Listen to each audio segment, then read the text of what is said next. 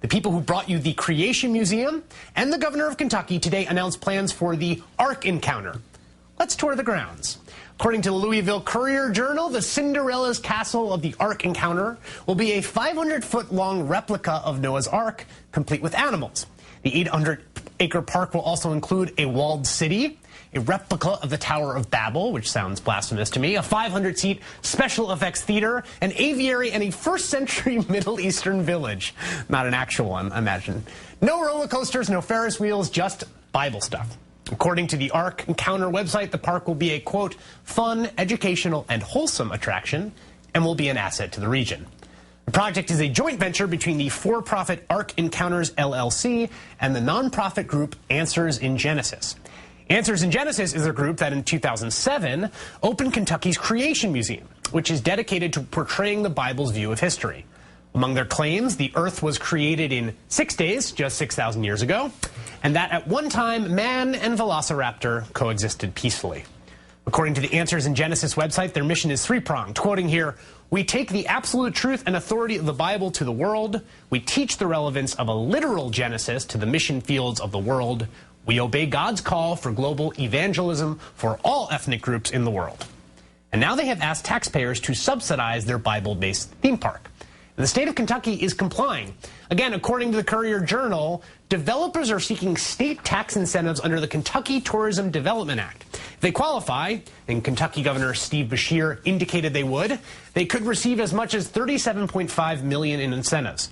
Today, Kentucky's Democratic governor joined the park's owners for the big announcement.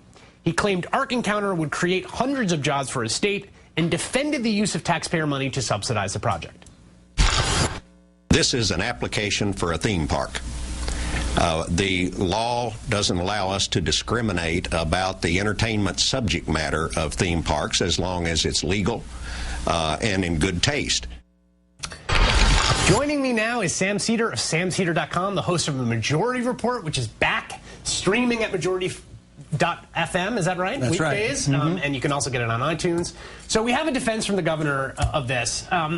What do you think about using state dollars for this sort of thing? Well, I mean, it's state dollars that come in from their sales tax that take place there, and so it's more of a rebate. I mean, I think that it's probably would stand the test in terms of constitutionality. Yep. But the real question is, could another religion actually build their own theme park? Would they qualify for this type of subsidy? Because I don't know, frankly, if a Jewish proselytizing or a Muslim theme park would do that well in that neighborhood. A Lubavitcher, I would love to see a Lubavitcher theme park in the middle of Paducah. Maybe a big furry hat and people can spin around on it. But I mean, that's really the only question is it in practice actually discriminatory, because only a Christian theme park could actually qualify for these subsidies in practice. But I think it's a bit of a stretch. They probably can do it. And that's in some ways what's so pernicious about it, right, is that they can say, well, this is viewpoint neutral, because they know full well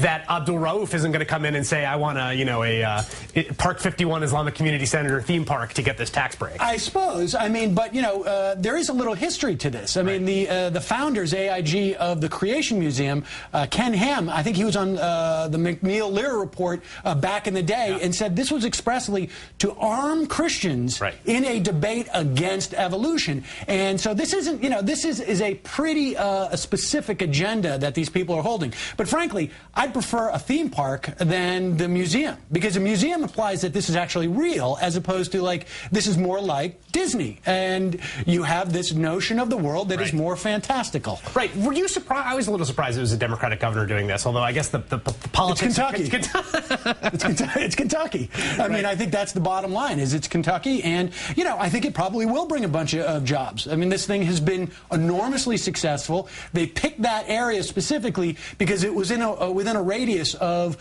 one of the largest concentrations of Americans within 500 miles that would attend And so you're talking about the original Creation Museum. That's yes, and I think this is going to be. I've never been. I've heard Michelle Goldberg, who's written a book called Kingdom Coming, has told me about it. There's the dinosaur riding the guy riding the dinosaur. Oh, and I've spoke to someone actually back on the old Majority Report. I spoke to someone for 25 minutes as they were in the planning stages, and they said, it's going to specifically try and poke holes in evolution. It's going to contend that man walked contemporaneously with dinosaurs.